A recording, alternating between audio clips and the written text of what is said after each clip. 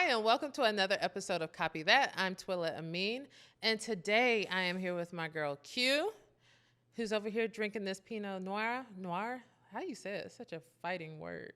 Pinot Noir. I mean black.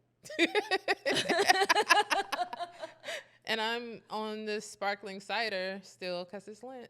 Oh, really? Yes, but cheers. I don't think we can cheers without alcohol. What rule is that? I think that's a rule. Just giving me all the bad juju. No, I'm kidding. No, cheers to you, cheers. Twilla. Thanks for having me. Thanks for being here with us.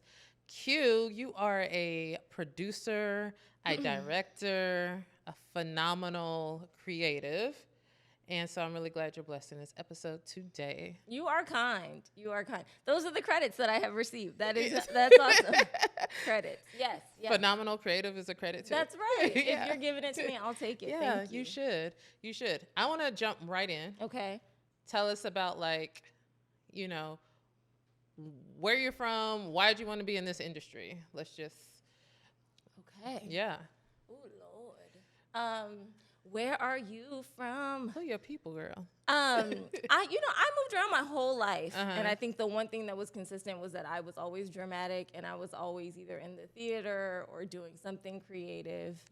I can definitely see you in theater. We are dramatic people. We fall to the ground. We I love it. Disbelief. Yeah. And I guess I knew.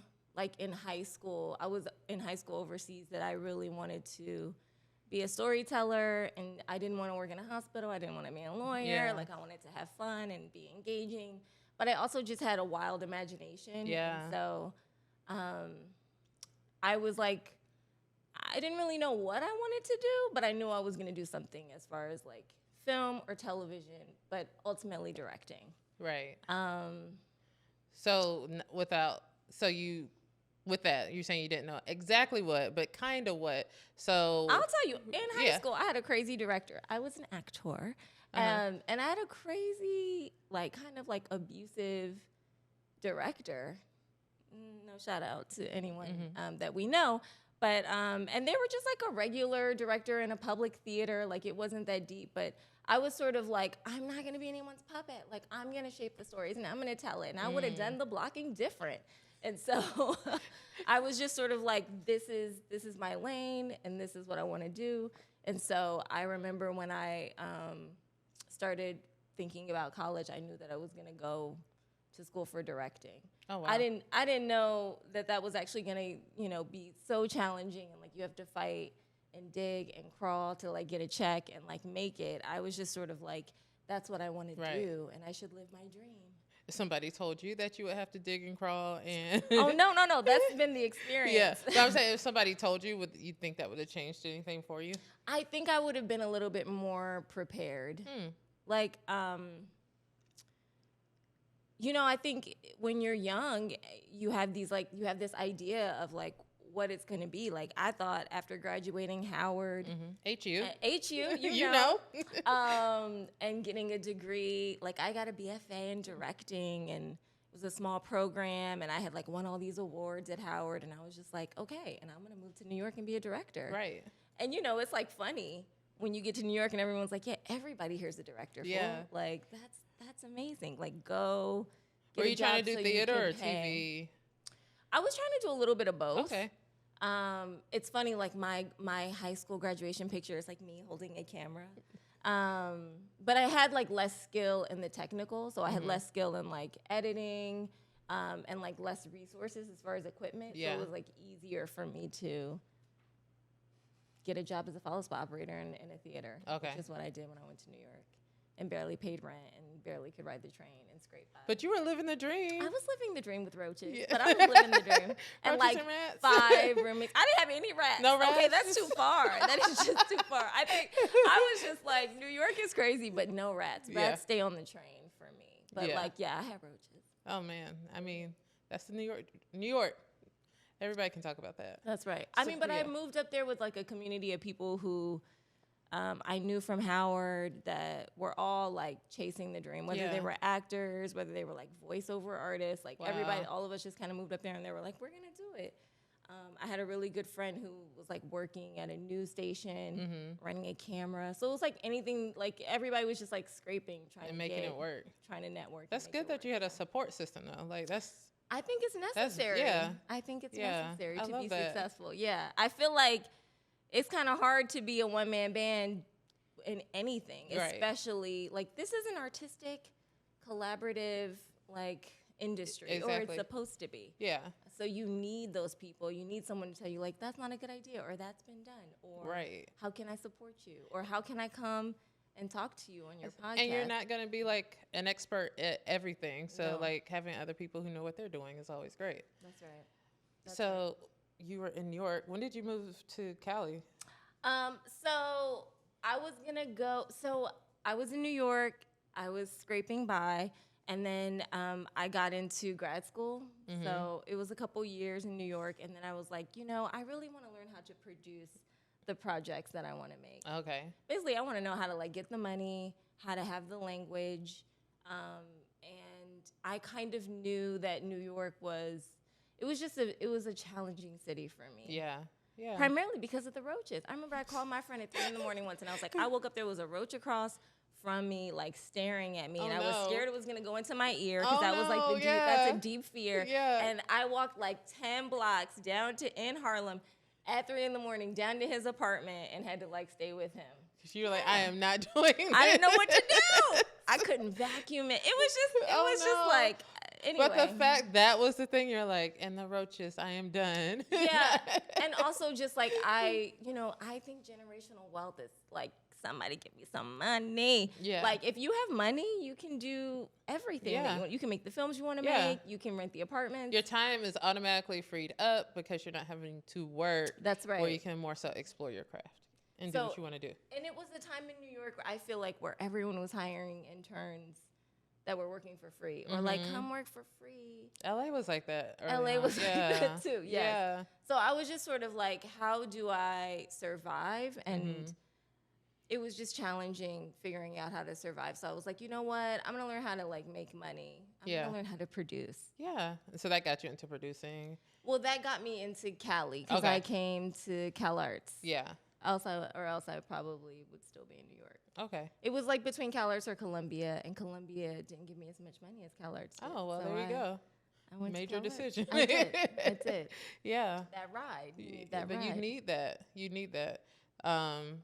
Okay, that's cool. I don't know why I didn't know that. Like I knew you did New York, but I didn't know you did New York.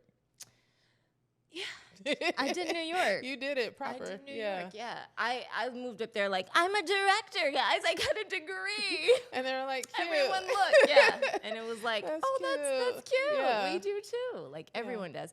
But I think what it taught me is like the hustle is real. I was always working on my craft there. I was with like a group of other artists that were constantly like figuring out new jobs. Ooh, Lord, I hit the microphone. I was always like with other artists, with other filmmakers. I was always going to events. It was like really experiential. It was like one of those, it was like a time of discovery. Yeah. And so I really appreciated it because I felt like I learned so much about like, you can always be working on your craft. You can always be shaping your craft and what you want to do and the stories you want to tell. You can be writing when you have no job. You can see other people's work. Like you can always be going, even when you're struggling. So it's like it's always hustling. It's always networking. And then like I had to trust my gut. Like I think New York for some people is like the end all. Right. Like, that's where I want to be. The vibe is great. You're always going. For me, I needed to go to Cali, I felt, because I needed, like, open air and, like, who got their phone on up in here?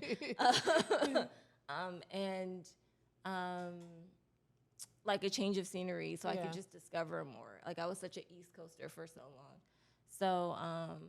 So I feel like I learned a lot, and I knew that like it wasn't a game. Like you can't just have a degree. Like you have to have work underneath you. You have to be like networking. You have to go, and you have to really know what you want ultimately. Yeah. So I feel like that gave you a really good foundation, so that by the time you finished Cal Arts and you came to LA, like for life and work like that? You probably had a set of experience that helped you hit the ground running almost.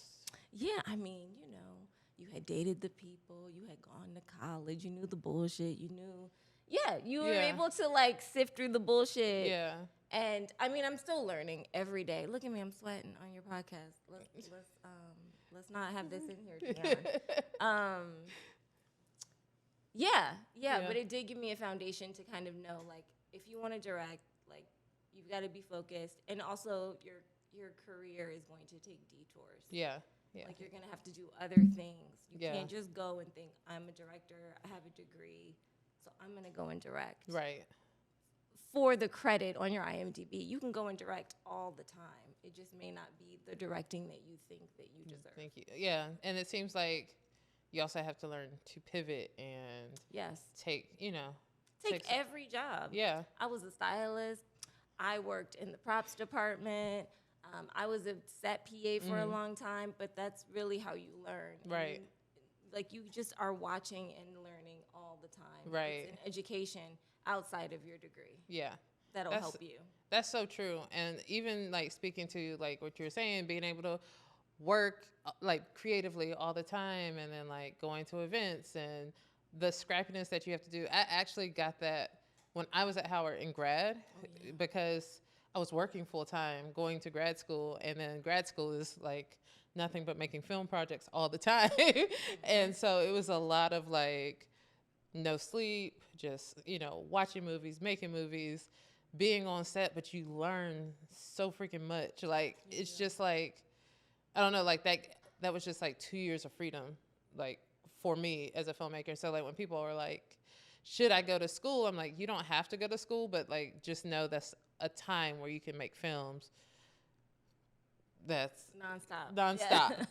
But it feels like you got that early on in your New York. Like, it kind of starts fading away the older you get. I mean, Howard is great because, like, you're just making all the time. You're just like, I want to do this. And so then you do it. Yeah, with a group of people who are there to do the same thing. That's right. Yeah. That's right. Yeah. New York was more like whatever job you can get that's going to give you cash or that's going to pay you. Right. You take. But you're learning. Yeah. 100%. So what would you say to, like, that young version of you? Like, oh, Lord. Like, any, like, advice, like, girl, this is what you should have done, or had I known this, then I would have done it a little better.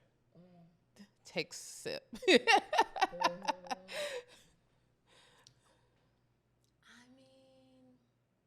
it's funny. Hindsight is 20/20, as they say. But you know what? Let me think, because I was about to be like, I don't know if I would say anything, because I feel like I am where I am because I made mistakes. Yeah. Because I said yes to things, that I probably would have been like, no. I think I would have said to myself, in hindsight, I would have said, make more. Make more.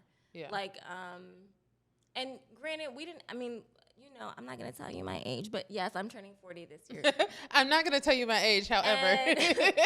And like, we didn't have cell phones with 4K cameras and shit. And, so everything was about access and resources and like what you could get to actually do the thing that you want to do. Right. But make more and is the advice that I would give myself. Yeah. And not be afraid to put it out into the world. Yeah. Because I think a lot of us are holding on to those stories. Like, we're afraid. We're like, I'm not a writer. I don't want to submit this script to a competition. It's like, you should. Right. Just put it out there and see what happens. You never know. Right. But I also think, like, you have to make those mistakes.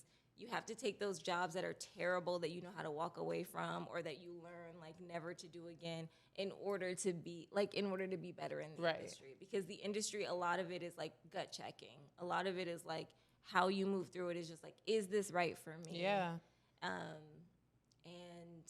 And so I feel like, though I had some terrible times, I learned from them. Yeah. Yeah. I definitely I never want to discourage anyone from pursuing this, because I think what we do is awesome, and the industry, for most people, this is a dream that you've always had since you're growing up, and then you get in it and you're like, okay, it's all smoke and mirrors. But I never want to discourage people from pursuing that, because I do think you meet amazing people, you get an opportunity to do some really cool things. one of the credits I know you're proud of is producer for Waffles and Mochi. Come through. Yes, that Waffles was a and great Mochi. opportunity. Watch it, Netflix. Season 1 and Season 2. Yes. Twilla worked on it as well. I did. That's where we met. Puppets out in the world, hybrid, groundbreaking, and Mrs. Obama. Okay, There how you go. can you It go was right. wrong? How can you go had wrong? to lead with Mrs. Obama. It was and great. Mrs. Obama. Yes, yes. It was great. So like I think like yeah. So definitely appreciate like any transparency we can give to people where it's just like, hey, it's gonna be a little rough, but it's cool. Keep going, and don't stop yourself because of fear, and keep making more. I would say make more as well, like, and put it out there. Also, to putting. Oh, go ahead. You had some. Please. I was gonna say putting your stuff out there. There's also this idea and this concept, which I think I also like currently struggle with today, is like once you put it out there, it's like, then what? Who sees it? What do you do with it? And does everything just live on YouTube hell? Like, what do we do?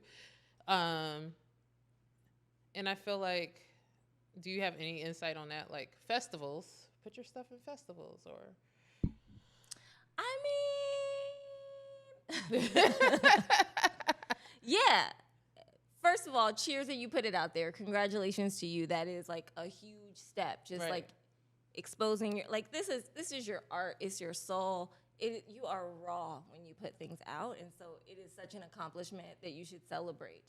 Also, reference it in every meeting. Oh, well, you can go to my YouTube, have it on your website. Let people know that you have experience. Like, it's your resume. Right. Like, nobody cares about a resume in LA. I should not say that, but it's true. It's true. This is a business of, like, what have you made and who do you know? And so, I think every meeting, if it is work that speaks to who you are today and, like, what you want to make today, then, like, try to expose it in everything that you do, and have it be attached to your name. Yeah.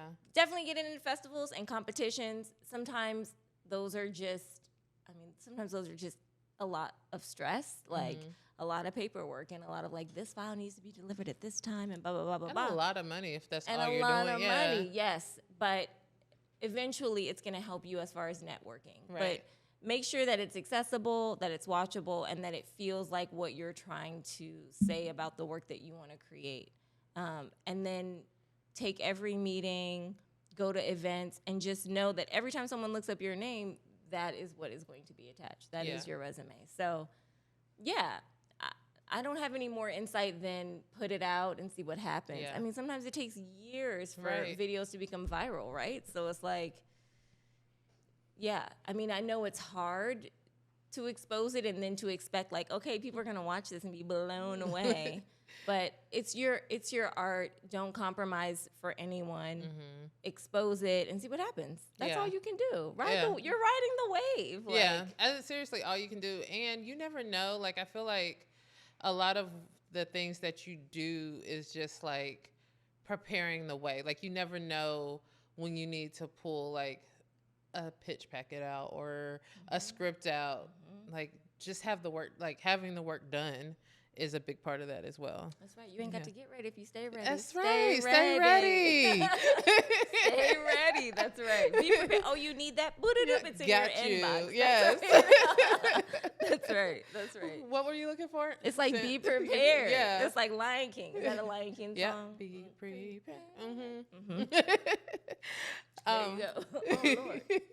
I will say, like, one of the things I've noticed in talking to all my friends, and we're talking about, our paths to where we are now.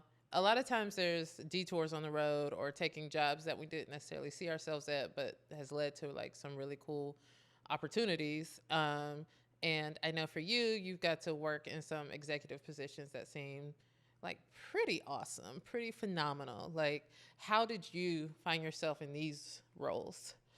I mean, the exact way that you just said. Let me tell you, I took a PA job, like a set PA temporary job, met someone, then met someone else, ended up getting a different job where I worked for producers for a couple years that were awesome and taught me so much about being a creative producer. Then met someone else who became a dear friend who was like, you should talk to this person. it's like, it literally is like degrees of separation that lead you to being able to work for the Obamas, which was like an education. It was a degree. I got a degree in that. Yeah. And I feel like every job that you say yes to, even if you feel like it's below you. And I have so many friends who are like, I am never taking a job like that again, or with that particular title. And it's like, that can lead you to something bigger. And maybe it takes 6 years, because it did. But the opportunities will like unfold. A lot of this industry is about trust, and is about it beyond who you know. It's about someone recommending you for a job. Like, I always tell people, like, if you hear of a job that you know someone is great for, put them up for it. Like, be a real human. Yeah. I feel like there's a competitive nature in this industry that makes it challenging for people to grow, because people don't know how to people don't know how to like believe in other people and celebrate their wins and realize that like their wins are your wins. Right. And so I think honestly, you know, I was going through a hard, my mom passed away, but I feel like the only reason why I got some of those jobs is because of her. I know that's such a crazy thing to say on a podcast, but I felt like I was going through so many emotional challenges in my personal life. And for some reason, the other side of my life was like, people were extending a hand to me. Yeah. And so without those extended hands, I would not have had those executive roles.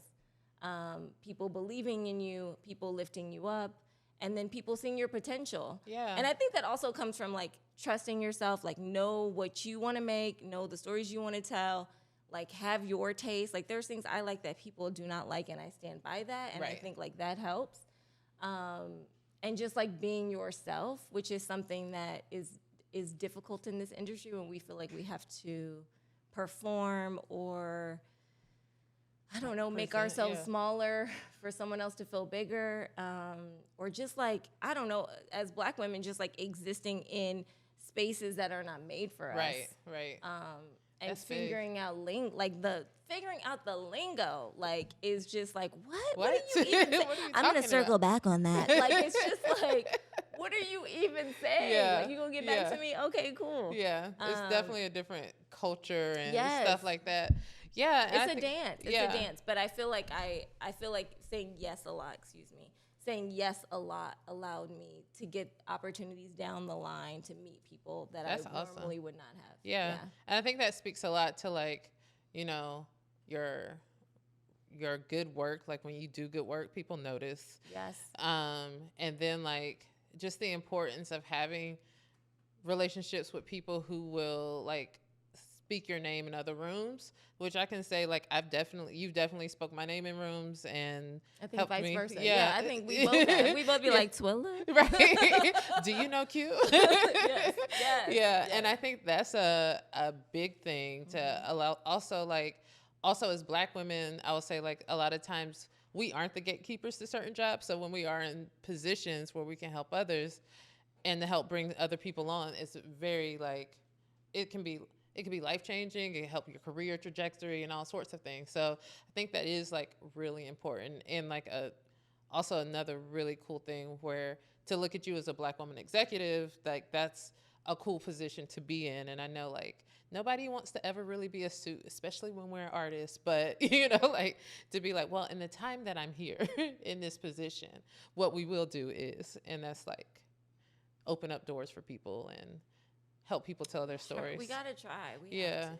It's all that we have, like that. That unspoken, like, yeah, girl, I feel it. Yeah.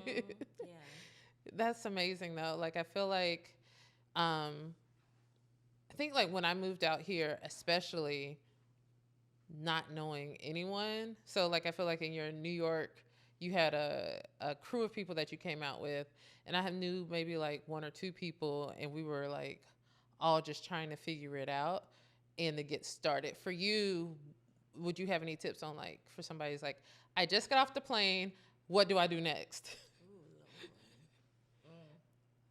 I just got off the plane. Well, do you have a place to stay? You need a car in LA. And I didn't for a couple years. I don't know, because I went to CalArts, so I feel like I had a buffer zone of a few years to be like, what is this area and where should I live? You get off the plane. You get off the plane. You have a place to stay. Okay. For now. You got a body of work under your belt. No, you might not. You might not have a body. Well, you've done some. You might have done a little. Well, it depends on what you want to do. Mm-hmm. If you're everybody wants to do, like, there's like 5 credits, right? You want to be an actor, you want to be the director, you want to be a producer, you want to be a writer, or you want to be a DP? Yeah. Or yeah. That's it. That's it. Yeah. Okay, those are the ones. I mean, LinkedIn is real, Instagram is real. Start reaching out to people, start going to events, network at art shows. Network at anything that you can go to, watch. I mean, that's hard if you get off the plane and you don't know what's next. I would say get you a job as a PA and whatever you can do. Right. Whether it's like, I'm going to go be a writer's room PA. Yeah. I'm going to be on set if I want to be a DP. I'm going to go PA at a production company. I'm going to go to an agency and work in the mailroom. Like, whatever the starting is, like, just go and figure out language. Right. Figure out like how things run. Everything's in education. Yeah. Even that to say that even like the mailroom or something at an agency, like agencies, I feel like I didn't do the work there. I have friends that did agency work, and you'll learn so much so fast. Yeah. You learn like artists, you learn names, you learn how deals are made. You learn who's important, who's not important. I mean, and then you also have the ability to have connections to so many agents who are representing so many people that you want to get close to. So it's like, I mean, it's a hustle. The hustle is real. Start at the bottom. And don't be afraid to start at the bottom, no matter what your age is. Like, that's real. Say that again. Start at the bottom. Like, it's okay to start at the bottom. No one is like, you have no responsibility except to do your job, which may be very small, but like you are learning. You get to learn and you get to observe, like see so much. Yes.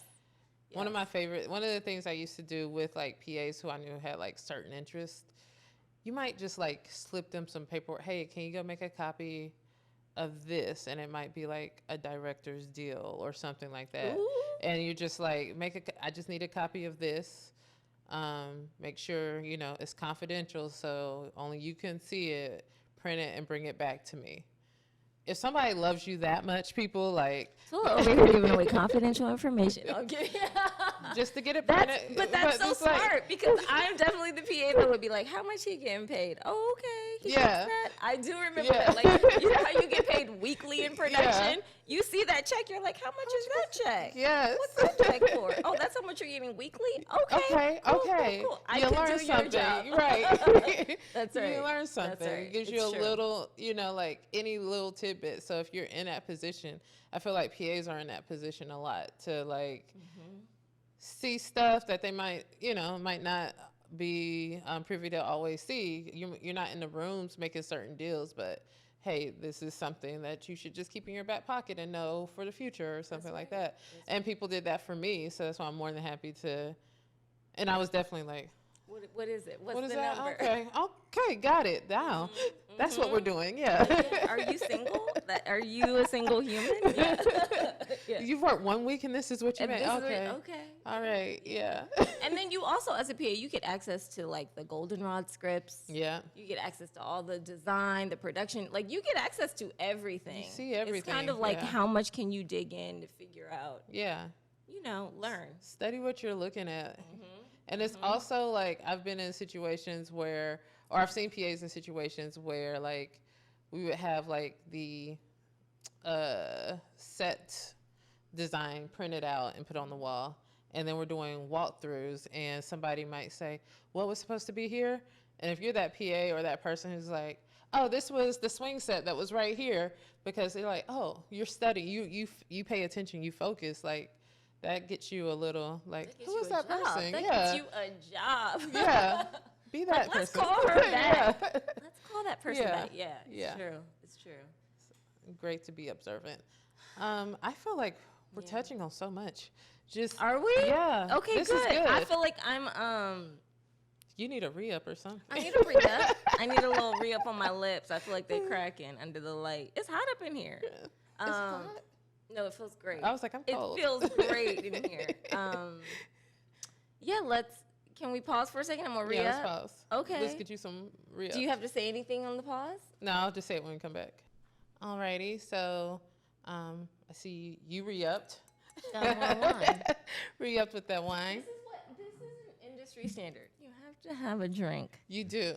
In order to talk to people. Yeah, I mean that's. It's a part of the job, I think. It's like, yeah. You don't have you go out and people go out for drinks. That's part of the concept of this podcast too. It's like we're gonna have coffee, we're gonna have drinks, we're gonna have wine, because that's what people do. We go. Yeah, we go and meet for drinks.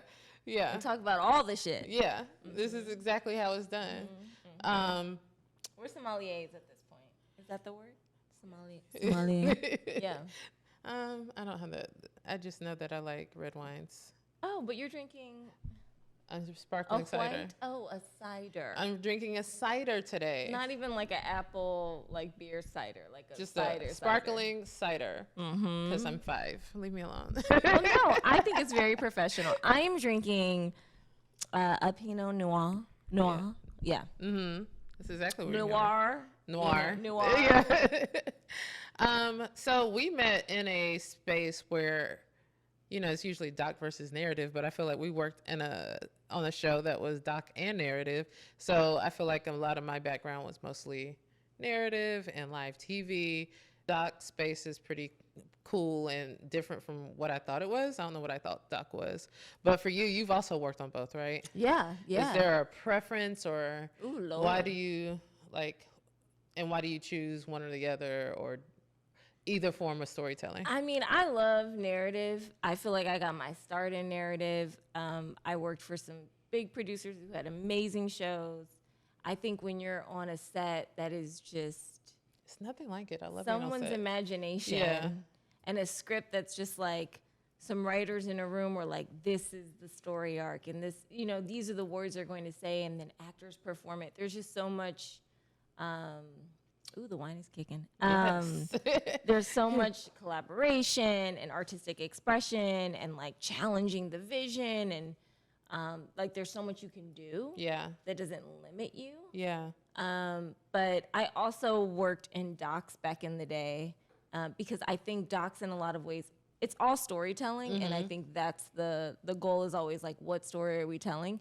But there's like an earnestness and like like there's an authentic nature to docs that narratives don't have to have. And like certain ethical things in place that narrative... It's like not quite journalism, but... Exactly. But I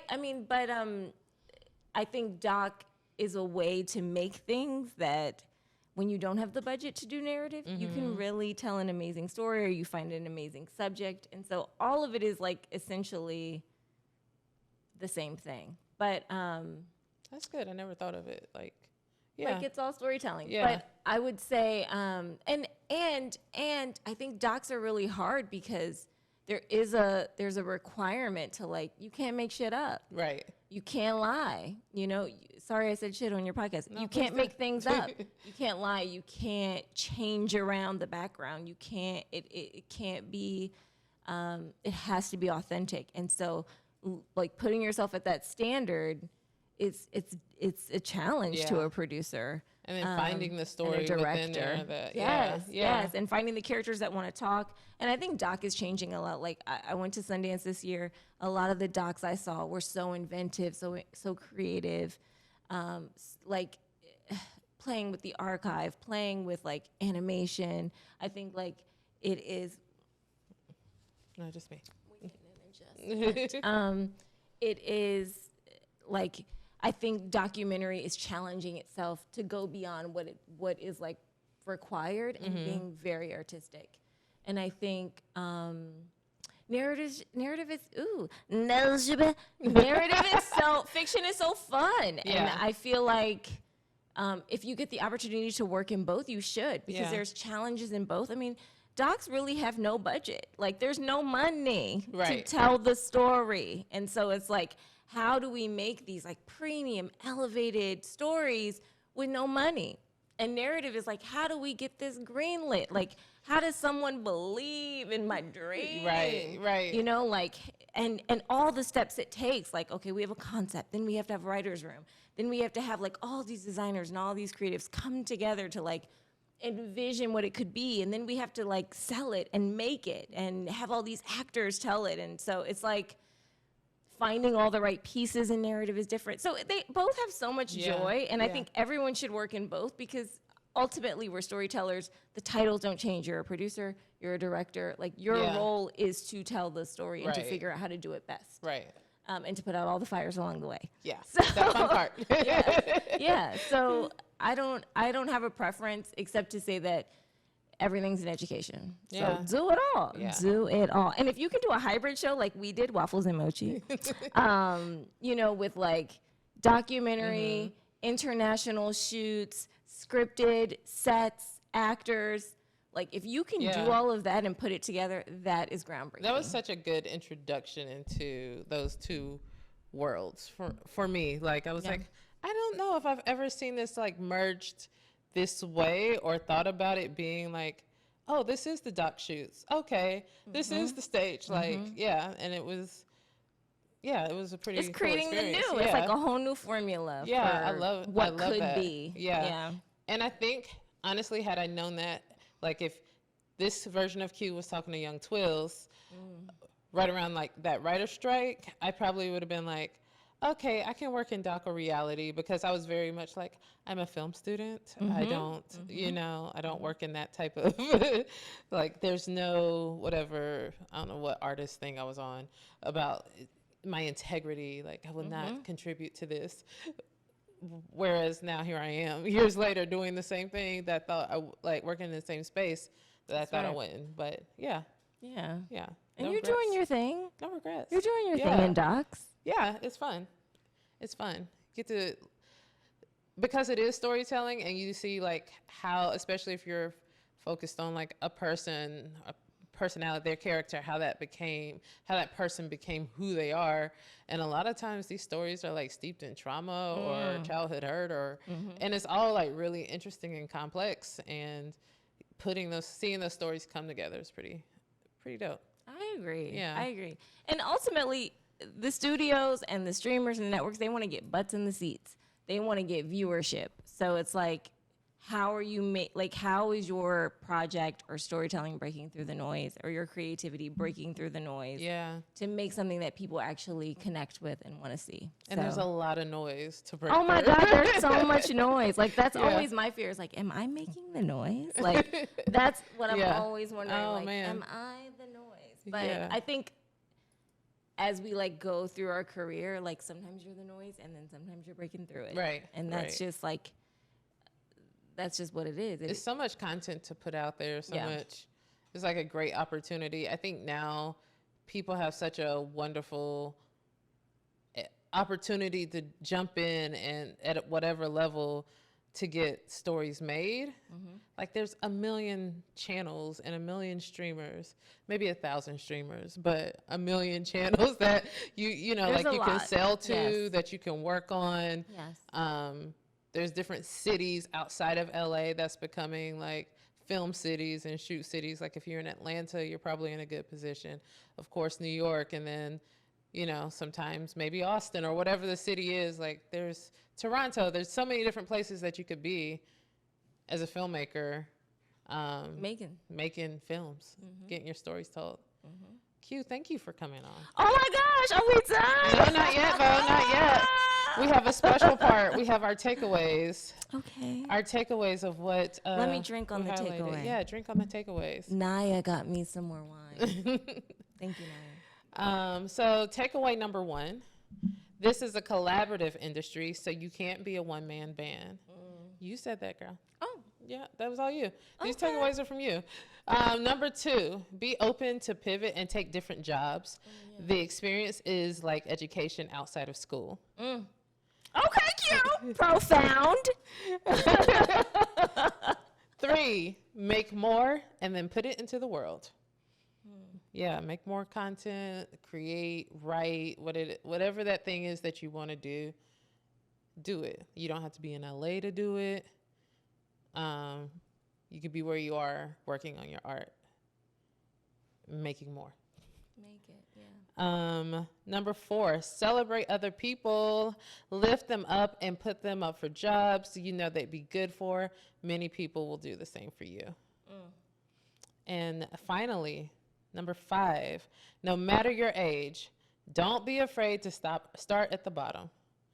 I believe that so much. I recently spoke to a young lady. She was like, I'm starting late. I'm 31. And I was like, girl, you're fine. You're good. Is 31 starting late? Okay. We think so when we're at a certain age. We think like, I'm starting late. I'm so behind. I was kind of on that level of energy. And my boss, she was like, I was 35 when I came into this industry. And I started as a PA. And she, you know, and she was like, so you're ahead of where I'm at, but it doesn't matter. And I was like, okay. And I think it was like on my 35th birthday when I was having a breakdown, like, I'm not where I want to be. I haven't won an Emmy yet. What's happening? Like, and she was just like, chill out. Yeah. Well, that's something you taught me. You know, because I learned it. You were like, age is something that like we've made up, and the points at which we think that we should be at a certain age is all made up. It's all bullshit. We are where we're supposed to be. Because I've had to learn that, so I could tell you that, like, because I used to be like, how dare I be at this age and I haven't accomplished this? And it's like, girl, you put the most unrealistic, you know, standards for yourself up. Like, it's not this is not an easy industry. This is an industry where 100% you are going to want to leave at least like 3 times a year and be like, I'm done. Yeah. I've lost my passion for this, or this person upset me and I'm out. Yeah. And so, it's not something that's easy breezy that like everyone doesn't get a feature film right out of college. Right. It just doesn't happen. Right. It does happen. It happens. It doesn't happen to everyone. Right. And so like you have to hustle. You have to know that like you're on the right trajectory. You're on the right path. Keep going. Yeah. If you believe, don't compromise yourself. Don't think that you have to choose between a career or a family. Like you can do it all. Yeah. Maybe. If you want to. If it's important to you. Yeah. And like keep going and see what happens. Yeah. You know? I love that. Yes. Not only did we have 5 takeaways, we got bonus takeaways. Bonus. Thanks, Boo. Thank you. Thanks for having me. Thanks for coming. How you feel? I feel like this industry makes you feel so mediocre. Like I don't have anything to contribute to Twilla's podcast, but I'm so happy that I'm on Copy That. Yes. Like the whole time I was like, Q, I promise you have stuff to say. Yes. I promise you people can glean from you. My favorite response is copy. Because I used to work in a restaurant and it used to be heard, right? The chefs in the back are like, heard, like I heard your order. Yeah. But copy is the best thing to say because it's like, I heard you, I understand. And then there's no attitude. Yeah.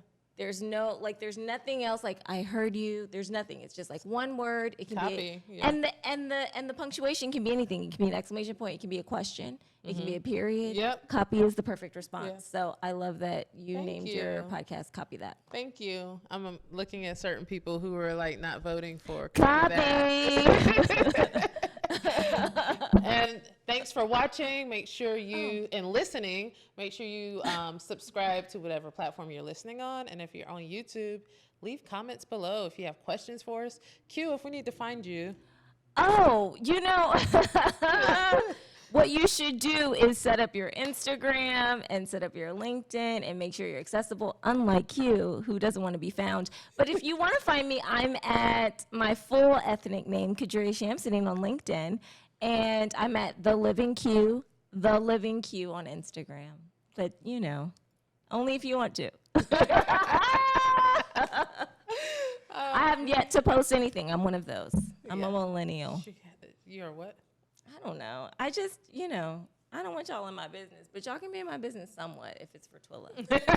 That's how I feel.